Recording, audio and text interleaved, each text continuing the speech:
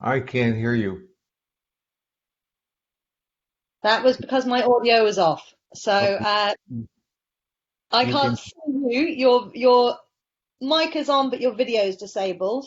I'll just turn it on. Um, you should see me Yeah, now. Yeah. I can see you now. Okay. Hi, Stephen. I'm Yolanda. Hi, We had Yolanda.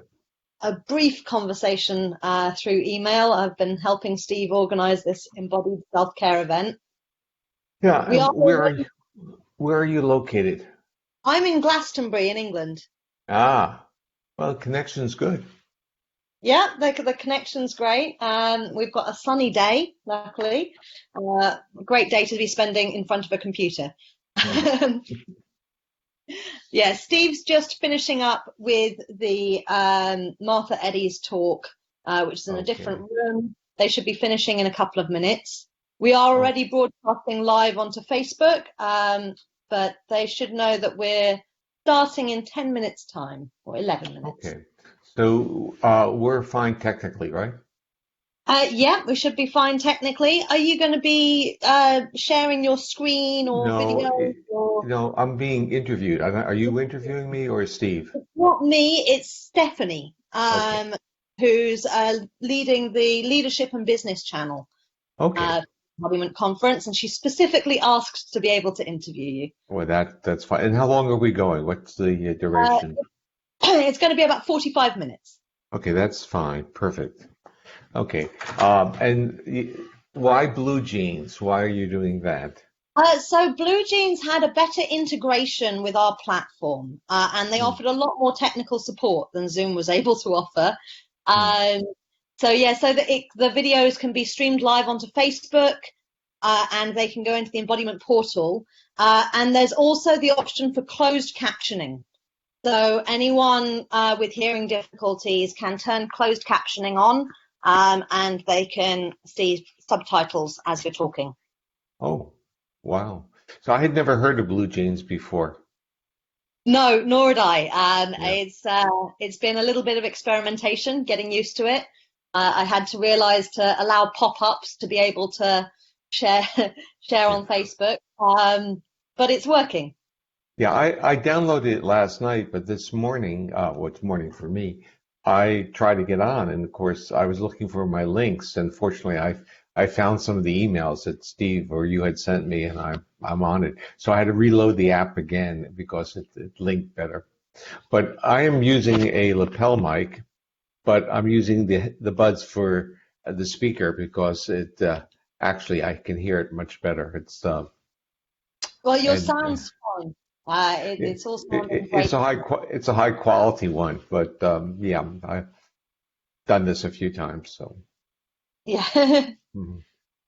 So how this actual what is this? What am I? This is the embodiment. What are you calling this one? So this session, we're calling Embodiment Through the Lens of Polyvagal Theory. Yeah, but it's part of a program. What is the program It's called? part of a self-care weekend. Okay. So all day today and tomorrow, we've got different speakers from the Embodiment Conference, a selection from the different channels, Yeah. and they're all talking about self-care. hmm Okay, so I'll go where I'll focus it. And self-care is critical now. Um, Yes, yeah, very we're critical. And how many people do you expect on online? We've had sort of, some of the less attended ones. We had 40 or 60 people, closer to 200 for the more popular ones earlier today. hmm And then will they be accessed or? Yeah, they're available online for 24 hours after the Mhm. event. Mhm. And they're also being live streamed, so there's also people watching them on Facebook as well. Okay. So yeah. So I've done some others for. What's the organization I'm doing these things for? So The I've been in embodiment, contact. yeah, Pardon? What's your organization called? the embodiment conference. No, because I've done something with Steve before. That was something else. It was one of the one-day events. So Okay, there's so it's still the part of the embodiment same. conference lead-up events is what we're calling them. Oh, okay, but it still goes under the umbrella of the embodiment conference? Yes, Yeah. and Okay. Steve's just joining us now. Oh, great. Get to see him again. And we've got Jessica saying hello in the chat. Hello, Jessica.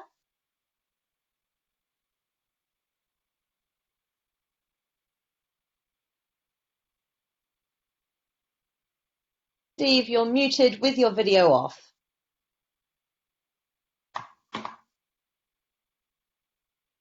There he is. Oh, he's on the phone. That's why he's muting. Yeah. Yeah, Okay. that's why he's.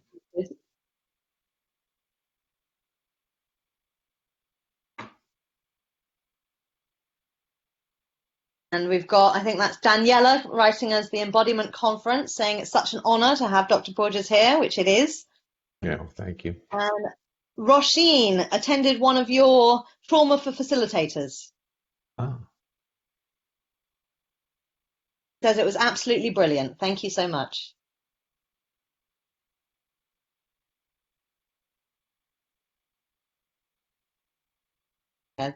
The other lecture has just finished, so people are starting to come in. Welcome. This is going to be Dr. Stephen Porges doing embodiment through the lens of polyvagal theory. Am I pronouncing that right? Polyvagal? yeah, that's fine. And Porges is correct as well. So you're doing real well. Excellent. Thank you very much.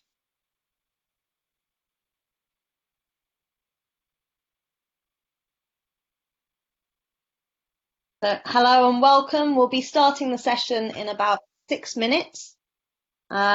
We should have Stephanie coming to interview. Is that correct, Steve? So yes, I'm just troubleshooting. Good day, Dr. Porges. It's nice to see you again. Lovely. Yes. Well, thank you, Steve. We've invited Stephen Kotev, who is a trauma guy also based on the East Coast, to interview you. I'm just trying to troubleshoot him at the moment. Very interesting work. Another speaker on the conference. So I apologize for sitting here on my phone, but I'll jump back in a second. Okay. We're all set on our side. Okay, so it was not Stephanie. I was wrong. A bit behind the times there. But it's another Stephen, so. Yeah. Stephen Kotiev, I can see him online. Video and microphone turning on and off. Blue Jeans is a new platform for all of us, so thank you to everyone attending for bearing with us while we sort out the last few technical issues. And Roisin, that is a hula hoop behind me. In fact, it's several hula hoops. I have them nicely up on my wall here. I've even got a second set of hula hoops on the wall over there. Hula hoop organization.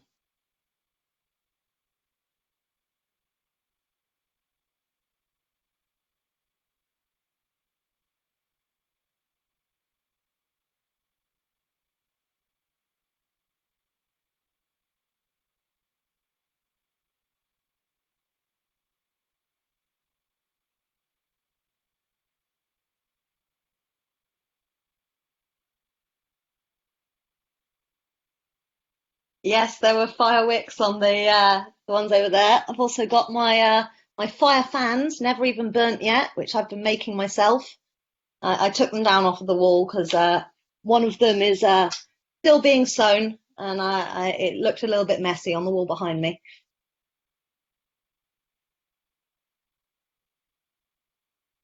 Excellent. Well, Roisin, if you're ever in Glastonbury, please do come by and we'll hula hoop together.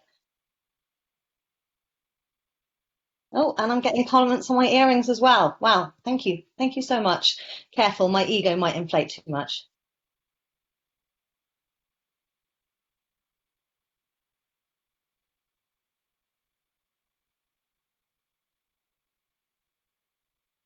So for anyone just joining us, this isn't about my hula hoops. We have Dr. Stephen Porges with us, who's going to be doing the embodiment through the lens of polyvagal theory. It's an interview, and we're just trying to get the interviewer online. Stephen Kotev is having some technical difficulties, which Steve is trying to sort out in the background here.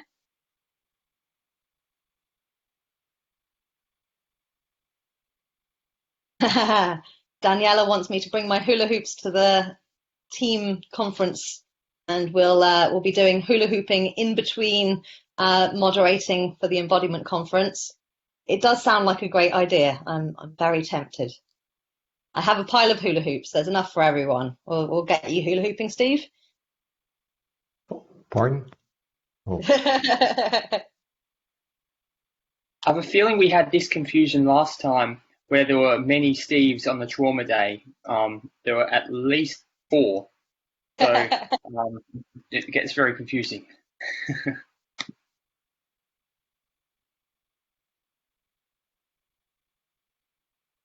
You're muted again, Steve.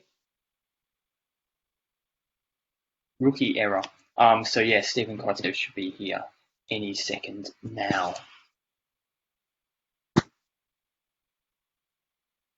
Of course, what we're doing is we're being very embodied and we're centering, feeling our bums on the seats, our feet on the floor. Kind of like breathing how we need, you know, whether it's a nice, deep, slow breath or a quick breath into our chests. We're thinking of someone we care about. All things that we can bring back to Dr. Porges's polyvagal theory. So that's the way we're rolling right now. I'm sorry to have this going on, but we're still a minute away from official start, so it's okay. Got plenty of time. While you're waiting, give yourself a little bit of self-care. We can always go back to this self-care pose. One arm up on your shoulder, the other arm giving yourself a big hug and just sort of relaxing into it.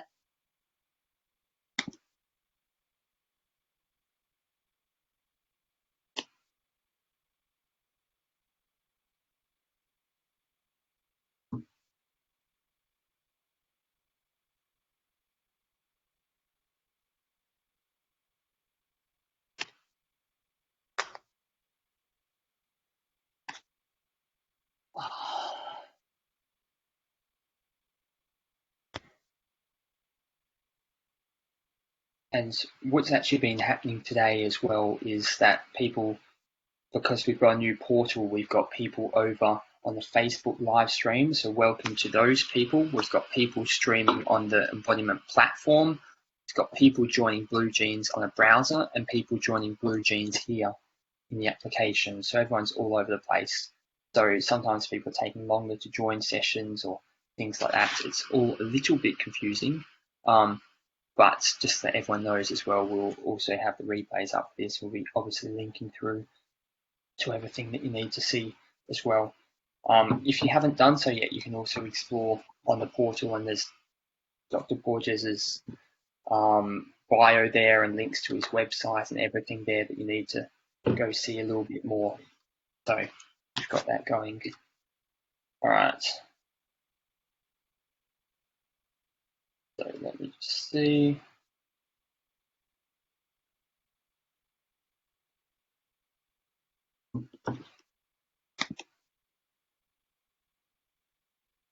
We've got Martine on the chat here saying it's so nice to hear from Dr. Porges again. They were really interested by your conference during the trauma conference. And Dr. Porges will also be joining us for the embodiment conference, which I'm sure you all know is the 14th till the 25th of October. Those dates need to be seared into your mind. We've got 11 different channels: yoga, anatomy, meditation, martial arts, leadership, intimacy and relationships. I always forget some: coaching and therapy.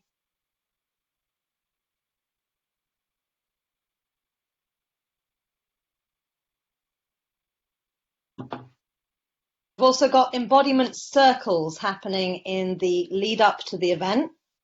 I'll post some links in the chat, so if you want to join us in the Facebook community or for some of the embodiment circles, you can find the links in the chat on Blue Jeans.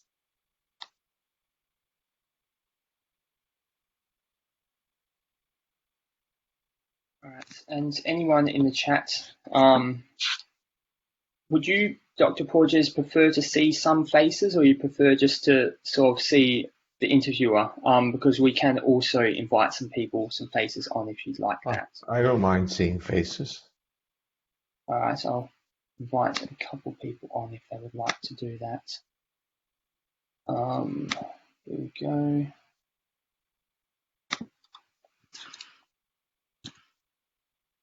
All right, I think it may be getting to the point where we'll just have to continue with the interview, because I don't want to be, taking your time here. So perhaps we can get things started. I'll introduce you here, and then we'll get the ball rolling. So let me get all of this up.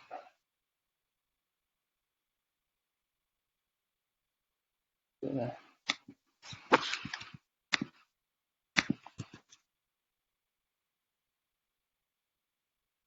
So welcome everyone. Sorry for the delayed start.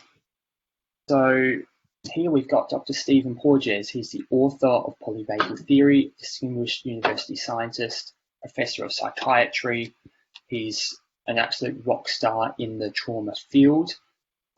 He founded the Traumatic Stress Research Consortium, and I'm sure you've seen his face around plenty of times. He's going to be joining us at the Embodiment Conference later this year, published hundreds of peer-reviewed papers across a ton of different fields, and is the author of both the Polyvagal Theory and also the Pocket Guide for those who aren't uber geeks in that area.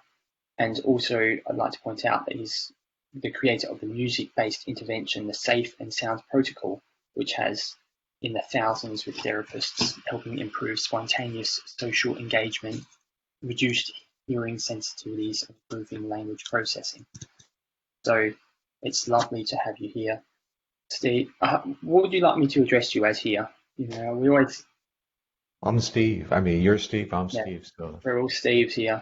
That's what we go with on the emails anyway. Well, life is all about learning not to be defensive, but to be accessible. So even during periods of threat like we're in now during the pandemic. So we use our names as a signal of accessibility, not as a signal of distancing. So call me Steve. Steve it is. And welcome to my office.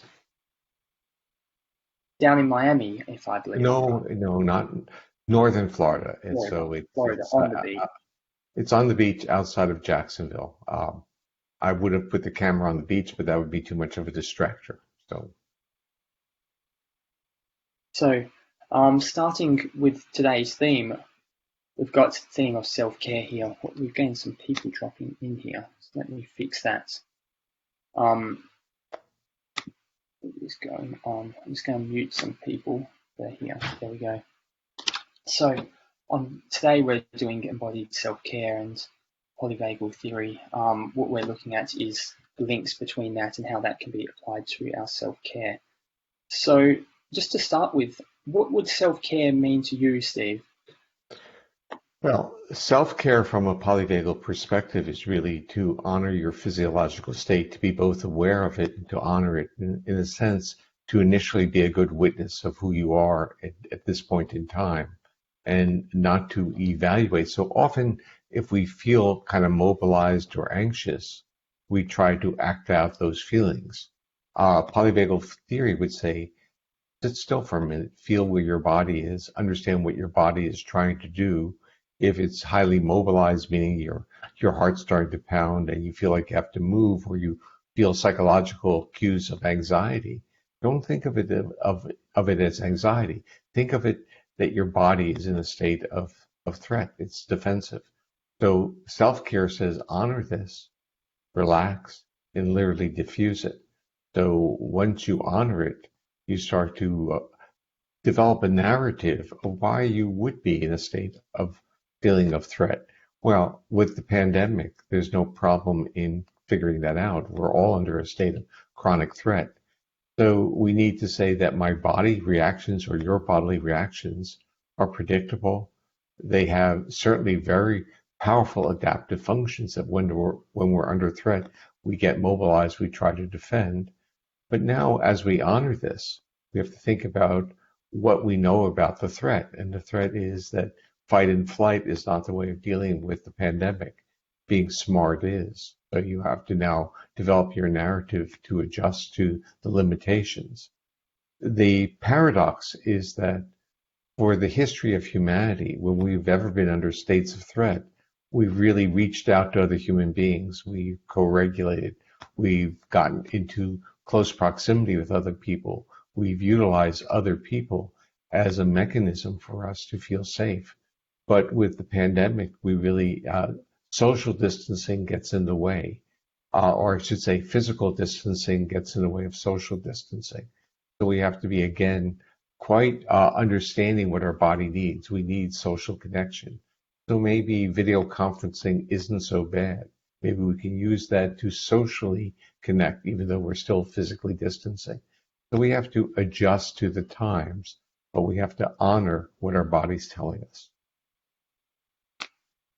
Yeah, and that's, I guess, an interesting point there as well, in that I know for plenty of people now, it's almost when you're seeing another human where you've normally got that social connection, it's sort of seeing that sort of as a threat, even people we know, you're not quite sure.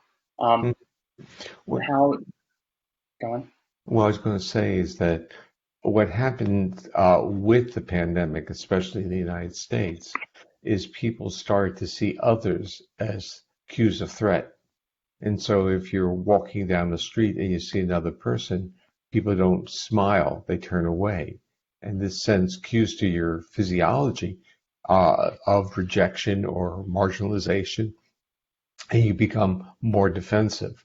And we have to say that, well, put a mask on and smile, so acknowledge the other person, because our bodies are really requesting an acknowledgement that we're here. And we do not like to be labeled an element that can hurt others. And during the pandemic, everyone's being labeled a potential threat, and that's not a very comfortable experience. So we need to mitigate the threat part, and the mask does help. And we have to mitigate our bodily reactions, and a smile may help, or a gesture, a hi, how are you? We're all in this together. Change is how we respond to it. Yeah, I know that's something that's almost becomes more difficult as well, because personally, from a personal perspective, smiling at people when you're wearing the mask, there's almost this sense. I know we talked last time about the facial expressions and the lines and the socializing. So it's almost like we have to become more sensitive to some other stuff in order to still feel that social connection when we're being ordered or cut off.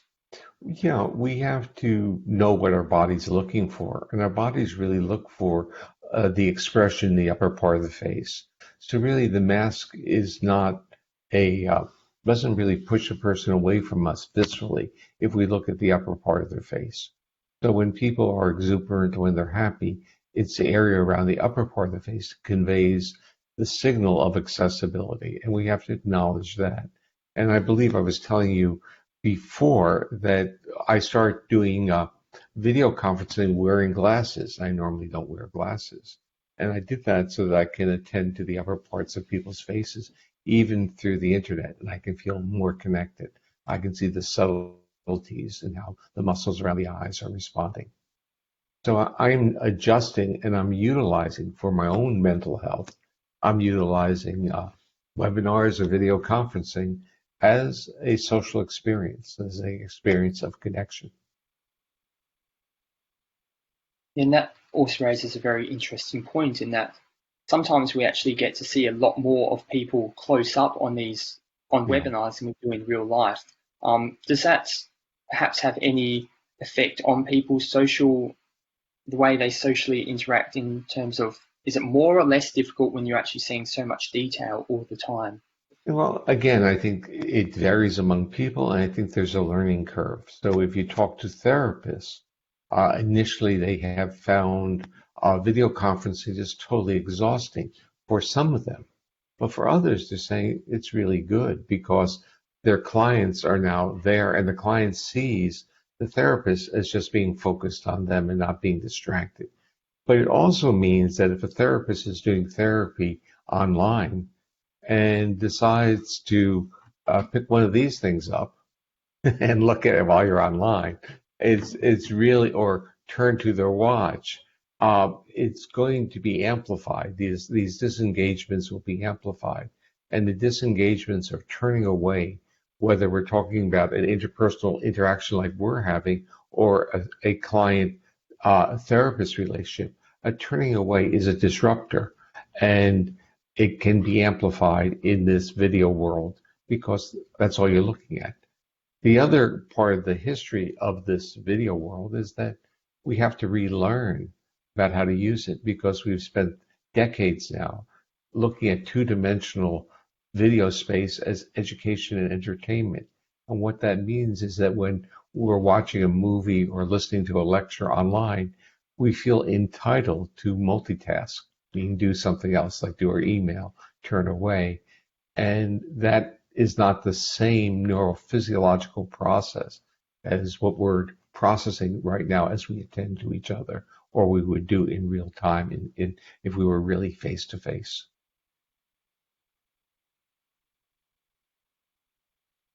Yes, and I'm also mindful here that, as you just mentioned, like there's this sense of sort of being worn out when you are doing this interaction.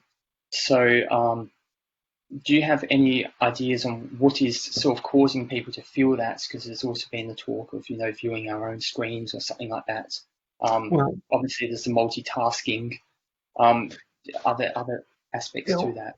I realize that I've watched people's faces if they use a small screen like a smartphone, or if they use a big screen. I have a 27-inch monitor, and you're plastered all over it. The larger the screen, the more it's a more natural facial expression. So as the screen shrinks, the face of a person looking at the screen loses the dynamic. And I'm not exactly sure why this is occurring, other than the body is interpreting it as not as a face that I'm talking to, it's something else. So when I look at that phone and watch people's faces, they're contorted looking at that. But as you expand it to a larger screen, including an iPad or a laptop or a desktop, people see their faces seem to become more animated and more natural. Yeah, right. And I'm also seeing a few people asking here a couple of questions related to this. So I may also bring those up because they've talked about the wider physical indicators aren't really there present when you're interacting on screen as well. What role does that play? Well, I'm starting to think that we're used to a really a three-dimensional. It's actually a four-dimensional because it's three-dimensional around us, but it's dynamically moving, and we're aware of it, and we look at it or respond to it as if it's let's assume we're in a Starbucks. So even though there's a lot of activity around us, our bodies interpret Starbucks as safe environments. So we tunnel, we focus on the person in front of us. And so the world becomes smaller. And in a way, I think video conferences becomes almost like a Starbucks experience, where a Starbucks has activity and we have to now focus in and see the relationship. So you're now sitting across from me having a cup of coffee, and my body has to respond in that way. And I think we have to, just as if we were having a cup of coffee together, your time is with me is defined. You're not doing anything else. And I think we have to start thinking of video conferencing as this mutual commitment of shared time together.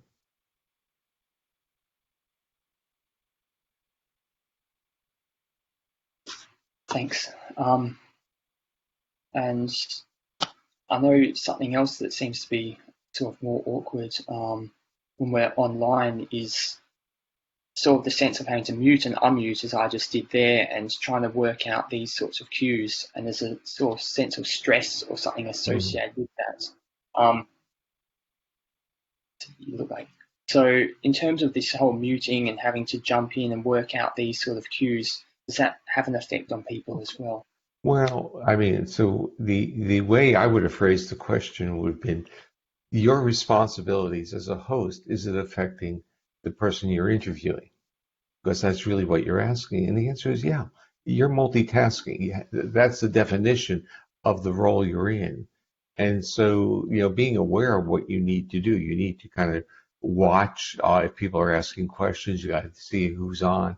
Those are all, in a sense, sidebars on your routine, but they are manifested in your presence, in the presence that you're allowing me to see or share with me. And it's not that you can do anything different, but it's the issue is that we need to really be careful because the cues are being conveyed. So if we want to elevate the video conference to this co-regulatory experience, and co-regulation is the word I like to use now because to be connected, we need not only to be embodied ourselves, but once we're embodied, we have the capacity now to co-regulate another person, meaning help their physiological state feel safe, to ensure their embodiment, in a sense, create dyadic embodiment.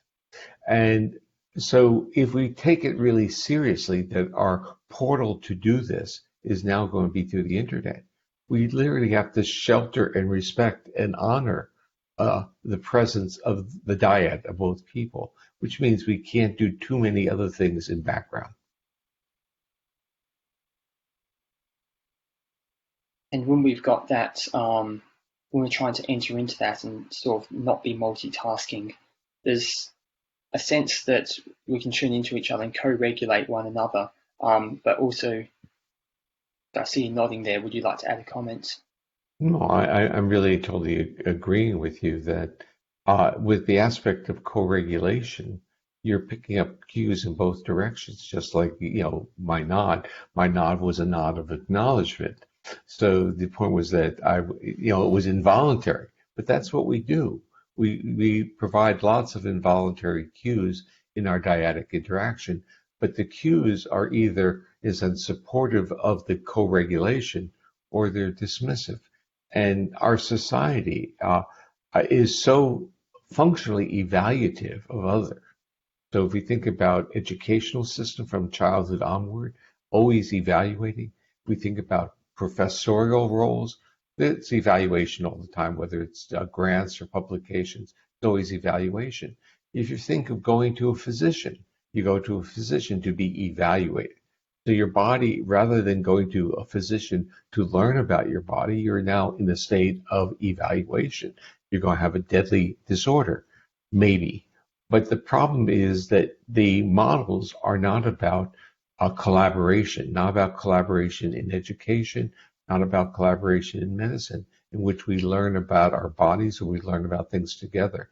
So the collaborative feelings of enthusiasm of what would be collaboration, connectedness, and co-regulation are really not really there. So people feel that they have to do things on their own to be successful, which is really an irony because their bodies are saying, I won't feel successful unless I feel that I am connected to other people and I can co-regulate.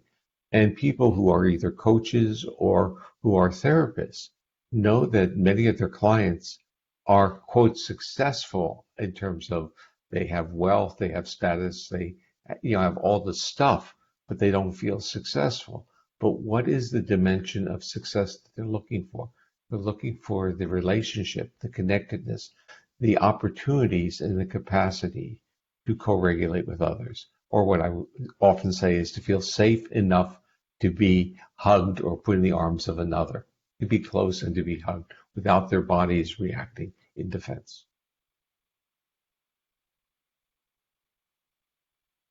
And do you feel that there's a, when we come back, actually just to go into that, at the start of this session before we started actually, there was, I know a lot of online sessions encourage something where, because we can't actually hug, like in a sort of a sense of connecting like this or coming back to the self, just a bit of self-soothing, do you think that can also be something that play a role in? Yeah, I think breathing together, but let's start with almost a metaphor or it's a metaphor. We can think of a continuum of a body being vulnerable or a body being accessible. And we have the symbols. If you're vulnerable, you're self-protective. If you're accessible, you welcome people inward. So even placing the arms outward, there's a response to the viewer that people feel welcomed. We say, welcome, we put our arms out. We don't say, welcome. So the way that we gently support ourselves is in different ways. If I say, welcome, I'm really pleased to see you. The opening up of my body is the cue that I am inviting people to interact with me. So the accessibility is part of what we really want. We want both to experience with others their authenticity, because when they become authentic and present that accessibility, how do we feel? We feel welcomed and we feel co-regulated by them. So this leads me to what I'm now labeling as there are super co-regulators in the world that you just meet them and you're like this. You're immediately disarmed and you just feel just so good. You just want to be in their presence. And there are other people who are so tense and tight. It's not the content of what they're saying. It's how they are expressing themselves. The content is great, but their expression is defensive and tight. And our bodies react to that level of tension. In a sense, our bodies react to other bodies who are under states of threat. And in our culture, we call that anxious people or tightly wrapped people. But if we deconstruct that into the neurophysiology, their bodies are really prepared to fight. And they're not much fun. So you don't gravitate towards anxious people because they're not much fun. And when we say not much fun, what we mean is that they're not co-regulators. They're not reciprocal in their behaviors. They're not accessible. They're not taking turns or role playing. They're disruptive in their strategies of engaging the world because their bodies are in chronic states of defense. So is there some sort of, well, I guess obviously, is there a way that something tangible that we can do if we sort of feel we're with someone who needs a bit of soothing, whether over here or in real life, or what's something tangible that we could help those people to sort of care a little bit more for themselves or help up to care for them? The tangible, or what you really want, is prescription. And I'm really going to start off by saying the worst mistake that most of us, and I'll put myself in that category, the worst mistake is we see the vulnerability in another, and we desperately want to fix it. And in this desperation to fix, we convey to the other, the vulnerable person, they've done something wrong. We've evaluated them. So it becomes paradoxical. So even though they are, quote, broken or not working in the way they want, if we see them and present that to them, you are, in a sense, re-victimizing them. So the first part of the prescription is an understanding of what it is to be a good witness, a good listener, a non-evaluative one, what it is to be a compassionate human being. And then as you see a person who is anxious, who is needy, and you listen, you witness. Because people who are needy on those levels don't want to be told that they should just do this or everything will be right. They've tried everything there because their bodies are too defensive. So the first thing is allow them to express who they are, allow them to feel safe enough to tell their story, present their narrative without feeling that their narrative is going to be evaluated and used to hurt them, or their narrative will hurt the person listening. So people with trauma histories do not like to talk about their trauma histories because the person that they're telling the story to, the narrative to, might feel bad. When people say, I feel your pain, that's not really what people want to hear. They want to say, I listen to you. I'm here to support you. I'm here to allow you to feel your pain. I'm not absorbing your pain, because if I absorb your pain, you are hurting me, and I don't want you to hurt me. And anyone who's hurt on those emotional levels, the last thing they want to do is hurt someone else. So we have to, in a sense, understand that the first step is to be a good witness. And a good witness is really a person who has a good grounding in an understanding of what it is to be compassionate. To be compassionate is to respect the other person's feelings, even if those feelings are feelings of hurt and pain. And that you can be a support for a person having those experiences without getting angry and wanting to right the injustice. Your job is to make them feel safe enough to express how they feel. And so I imagine that as well is where our personal embodiment and being open, all of that will come from. That's a very good point, because when you interact with people who have had severe trauma histories, you could operationally define them as not being embodied because they have body numbness, they don't feel certain things, and that's part of their strategy is not to feel, so they stay very active. And that's where some of the manifestations occur in terms of high-risk behaviors, chronic anxiety. The bodies of people who are carrying a history of trauma is often to stay mobilized, because if they keep moving, they can't shut down. So we have to have an understanding that the behaviors that we are evaluating in others as being deficient are really adaptive behaviors for them to keep them functionally alive and functioning in society. Because if they shut down, their bodies feel that they will fall into the great abyss. And I also have kind of a projective test, and the test is asking the person how they deal with the concept of stillness. So someone who's highly anxious and with a trauma history, if you say, what do you think about stillness? They will find it one of the most adverse experiences, because they will have to move. But if you talk to a person who's more self-regulated, more embodied, and more of a co-regulator, they will say, wow, stillness is where I want to be, because time expands and I can be creative, I can be spiritual, I can experience attributes of being a human. So you start seeing this differentiation, but you see the differentiation really based on the physiological states that we can welcome into our body. And in a way that defines what embodiment means. Can I respect and honor my own bodily feelings, or do I try to suppress them? So going past also, I guess, co-regulation and being in partnership with someone like that who has got sort of a trauma history, if coming back to self-care for those people, if they're experiencing trauma or post-traumatic stress disorder, what would be something that they may want to start with? Because obviously, as this is a real good issue. If a person, in general, some of the self-care procedures might be linked to breathing, or breathing with friends, slow exhalations, dance, movement types of therapies where your body mobilizes and you utilize facial expression or vocalizations to keep your body in a state.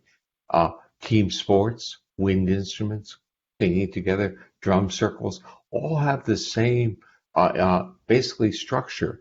You're moving, you're breathing in with a rhythm, and you're making face-to-face social expressivity that keeps you connected with another. The real issue is if you start dealing with people who have extraordinarily severe trauma histories, and you start to trigger a physiological state that is associated with safety. For many of those, or for some of those, feelings of safety and feelings of trust in the world, which is really the agenda that we really want to have, is actually a cue of vulnerability. That if they then start to experience safety, they will be reactive to the world. In a sense, what their body is saying is, I have trusted before, and look where it got me. So they'll first start opening up and say, oh, this feels so wonderful. And then suddenly the body goes into literally an adaptive reflex and starts to self-protect. So therapists who are trauma-informed and those who are polyvagal informed understand what the process is. The cues of safety have now become cues of threat. And this requires a very skilled trauma-informed therapists to move people through it. So if we were to say, well, just do some breathing, the breathing or slow exhalations, which for a typical individual without a severe trauma history is calming, because when you slowly exhale, as you would with the chant or with singing or playing a wind instrument, that the slow exhalation enables the vagus to calm you down. It inhibits the sympathetic activity. But once your body now goes into those cues of safety can now be these severe triggers. And this is something I learned along the way. And I realized in a way the body was extraordinarily smart. It said, if I've been injured, I'm not going back to that program. And so that's why trauma-informed therapists know how to work with this. And they work with it through titration, meaning little bits, baby steps, little bit at a time. Let the body experience the state for a few moments, and then the body will adjust, because the few moments of the experience, they're not being injured, other than for some of them, feelings that they have been injured. And over time, the body can go into those states for longer and longer periods of time, and then they are back in the world of being a co-regulator and being co-regulated. Okay, so in those terms of situations then, I know because there's a lot of embodiment practitioners here, and we often say, take a slow deep breath like I did at the start, or, breathe fast into the chest or something like that. And you talk about calibration or titration. Is there a sort of way that you would work with something that's not even related to sort of build up something, or would you sort of work with something that is sort of related to something? Well, the interesting part is that the effective therapists do not work with trauma. They work with bodily states, doing experiences or enabling their clients to experience things like you're talking about.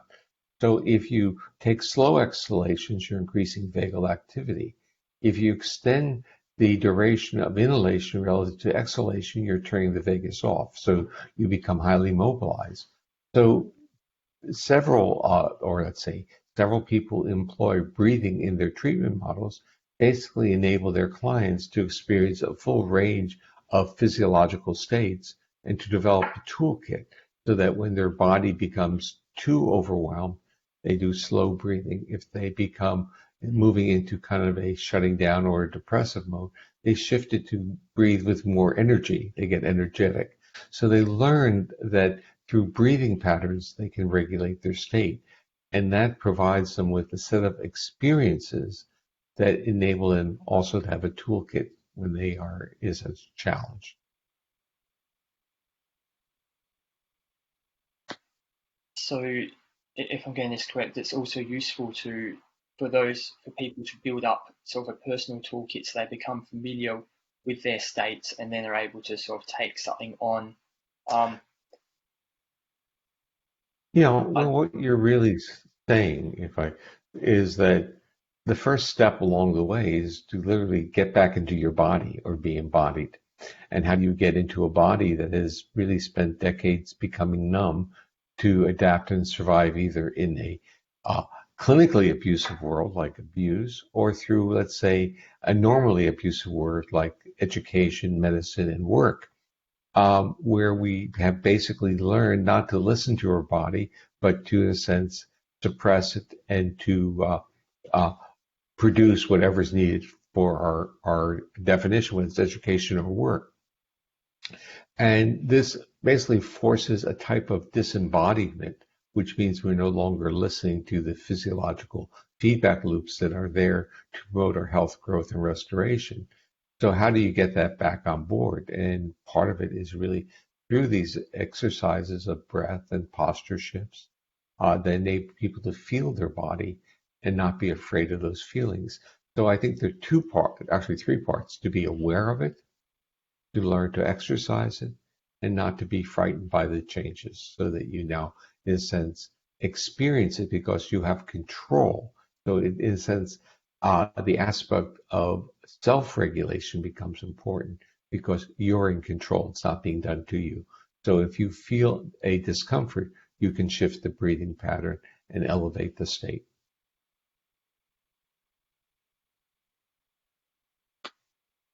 And then bringing this back into then contact with others and co-regulation.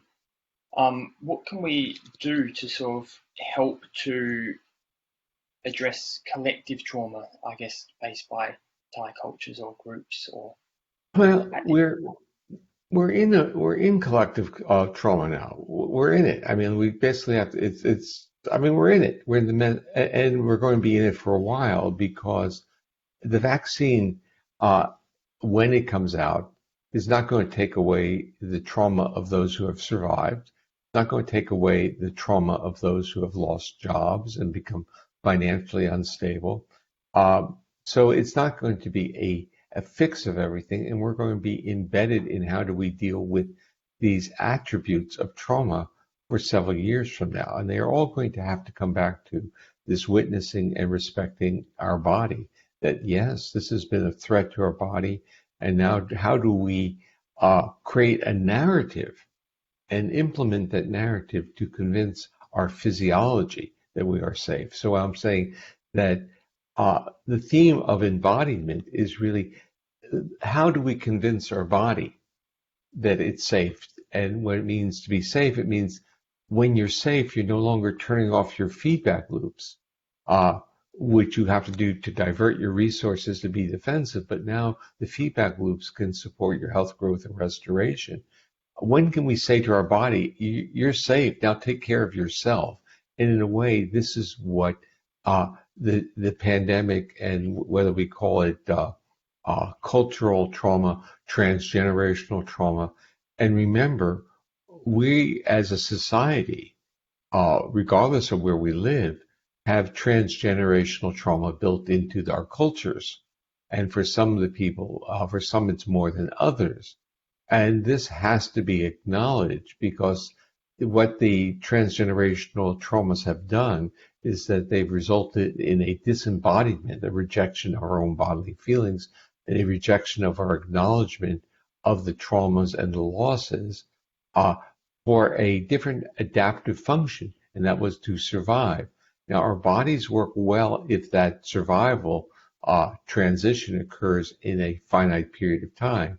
But if it spans out long periods of time, we retune our nervous system. And as we retune our nervous system, we start taking on different behavioral attributes because as opposed to being this welcoming, accessible species, we become protective, what about me species, and trying to protect ourselves and our family above all, because we don't have the resources, at least our body doesn't think that we have the resources to be generous, to be benevolent, to be compassionate. We are basically saying, we're under fire, we're under threat, and I have to survive. And we have to, in a sense, feel safe enough that we become more accessible, and that accessibility will be helpful to those in our world.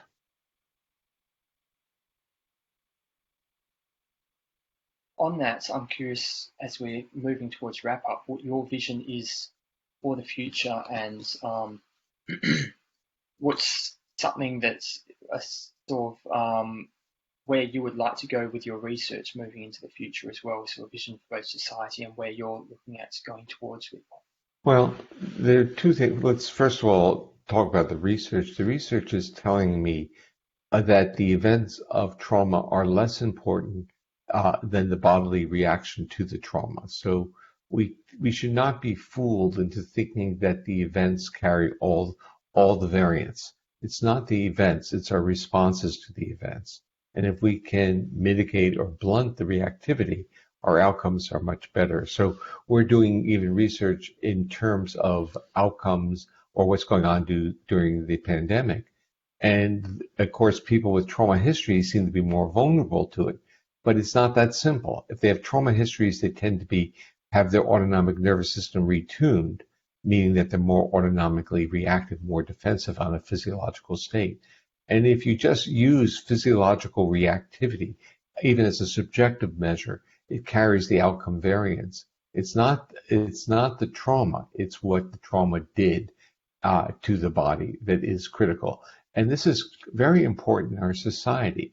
because what that really means is some people walk through things and can deal with traumas very well, and other people are affected like it were a minimal event, could retune their autonomic nervous system.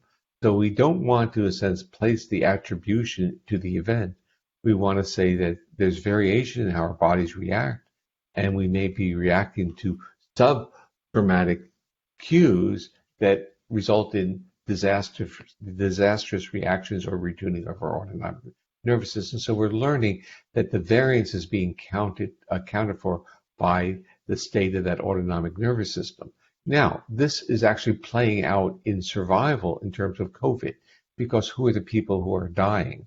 Those are the ones who have other existing characteristics or other illnesses. They tend to be autonomic. So what they're really telling you is if your autonomic nervous system is already in a state of defense, the virus is a high risk. You have a much higher probability of dying from the virus because you don't have the autonomic resilience to fight off the threat, because you're already in a state of constant threat. And that's why in the US, minorities and people who are financially challenged, people who have health issues like obesity, these are the people who are being affected more by the virus than people who are have more resource, who are functionally safer, but also neurophysiologically safer. So that's what the research is telling us about trauma and physiological state. And what that leads me into wanting to do and doing is that it tells you also where's the portal of intervention. The portal of intervention is, can we retune the autonomic nervous system to be more resilient? And I use terms like neural exercises. And neural exercises are available to all of us, even though we tend to neglect them or reject them. One is play. The fact that reciprocal play is what children want to do, that provides the basis for co-regulation. That provides the basis for social relationship connectedness, and it serves the basis for facilitating our health and growth and restoration.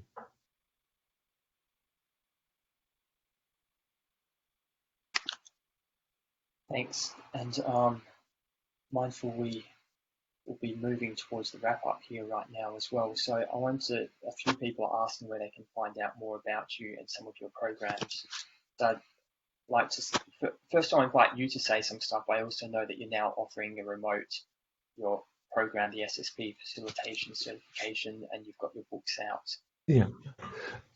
So the Safe and Sound Protocol is an acoustic intervention that really is based on the polyvagal theory by presenting acoustic features which are in what I view as the essence of trust. The distilled essence of trust would be the modulation of vocalizations, and that's what this intervention is all about. And it's extremely effective with individuals who have auditory hypersensitivities, because when you have auditory hypersensitivity, there's a retuning to detect predator sounds and not human voice. And the intervention functions as if it were an acoustic vagal nerve stimulator. The SSP, or Safe and Sound Protocol, is being used with various types of clinical disorders based upon integrated with other therapists. It's not a standalone therapy for trauma, but it can be integrated within trauma treatment models. But it's very effective with individuals who have hypersensitivities, and it's being delivered through a company called Integrated Listening Systems, which is part of another company called Unite Health, and they have, it's now structured to be remote. So there's an app that providers can get, and they can, in a sense, work with their clients through video conferencing and assign them a sign-on to do this, and then check in through video conferencing. So it was very timely. The app was just released about a month or so ago, and it really is it's quite effective. There over 3,500 therapists have been trained to deliver this, and the therapy has been available now for about 2.5 years. Oh, and if people are interested, they can just Google Integrated Listening Systems Safe and Sound Protocol or Safe and Sound Protocol Porges. You'll find stuff online. Yeah, and I was just going to say I've posted your website there in the chat, and if anyone wants to see more of just Porges' stuff, he's got the Safe and Sound Protocols linked from there. There's lots of articles in various languages for our other language speakers. You've got interviews, you've got your books on there. There's a whole heap on there, so I'd recommend going to the website there. Yeah, and a final point is that we're now currently involved in creating a not-for-profit called the Polyvagal Institute, and it will have as its mission to provide educational materials on polyvagal theory, but it also is being developed to provide a certification trademark for products and interventions and organizations that are polyvagal informed. So the trademark will be polyvagal informed, because the term polyvagal informed and polyvagal have become pretty generic. We decided that it would be very important to, in a sense, certify that programs were really embedding the principles of polyvagal theory. And that's really what this institute is about. It's about providing access to educational materials and also creating certification of programs, products, and organizations. Thank you. And if you would like to share a final closing sentence or something of self-care and the polyvagal mental. The closing sentence is that we are in very, very unusual times, and the challenges that we are confronted with provide us with insights into what it is to be a human being. So even though it may feel that there is a negativity going on, there's also a tremendous optimism, because what we're learning what it is to be a human and what's important to us. And what we're learning is that it's not merely being embodied. Embodied is step number one, but the real aspect is, can we co-regulate to enable others to share connectedness with us? So our desire in life, and this is what I think these challenging times are telling us, they're telling us that there's only one pathway to being a successful human being, and that is really through connection with others. Thank you. We'll leave that as our closing message. I want to really thank you for joining us here today and for putting up with our tech problems on this side of things and all sorts. So there's a lot of stuff coming through in the chat here. So really appreciate your time, and I'm looking forward to seeing you again on the conference. Yeah. So, well, thank you, Steve, and I think you've done a wonderful job with the challenges that have been confronting you. And it's hard to, in a sense, be an interviewer and run a program and, in a sense, talk the talk, which is to be embodied and to co-regulate with others. You've done a great job, so thank you for inviting me. Thank you. And just for everyone else, we will have a discussion panel following this. So it's going to be on the other stage. You can go back into your portal and follow that through. Were you joining us there for that, Steve? Or when is it? There's one following this starting in about 10 minutes time. I can stay on for a few more minutes. If you wanted to, you could join that. It's a different link, so I'll send it through to you. Okay, so thank you. And just wrapping up for everyone else, what we have is the recordings from this, because we've had some tech problems today. The recordings will be up for longer than they normally are. So we normally have them up for 24 hours. We're going to have them up for a lot longer, a few extra days, maybe 3 days or something after this conference. If you would like to get them forever, they're now available in a package for the embodiment conference itself. So at the moment, there's the best rate to get all 1,000 talks for the embodiment conference. Bonuses including an extra tutorial group to jump in on, because there's so much stuff and it's like, how do you order it all? So personalized tutorial group, along with all 1,000+ hours of the Embodiment University over on the portal. And we do encourage you to set aside some time, because there's a whole heap of stuff going on during 14th to 25th of October. You can head across there. We'd also love if you wanted to join our Facebook group. where we make a lot of decisions for the conference. You can head across and join the Facebook group. And also we've got embodiment circles. So if anyone wants to go to an embodiment circle, get a few extra, get like a daily session of embodiment in. There's a whole heap of different themes there. We've got people doing stuff on self-regulation and trauma there as well. Like Paul Linden and a few other big conference speakers going on. And finally, we ask if you guys to share with one friend. If you know one friend that would love embodiment, please do share that with please do share the site with them. It really helps us out, and it's kind of a way to say thank you for putting on this day. We appreciate that, and forward to seeing everyone on the panel. Thank you for that, and it's been a good, fun session. So see you all in a couple minutes over in the next room, like at a festival, isn't it? Catches.